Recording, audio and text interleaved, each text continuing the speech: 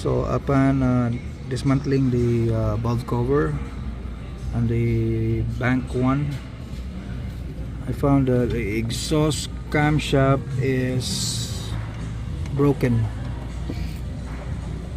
Yeah, it's broken. So that's totally, as you can see, that's totally broken. Yeah. So I also checked this one. The bolt is also broken. So we're gonna need to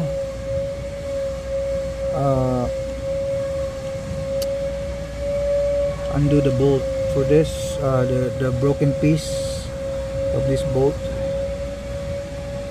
and yeah, as you can see, I just loosen it by hand. So this could be the root cause of the problem. Yeah, this cap is loose. The bolt caps are loose, and this one is already broken. One piece is broken, so we're gonna need to extract the bolt for this. Yeah, we're gonna need to extract the bolt for this to make it work, and replace the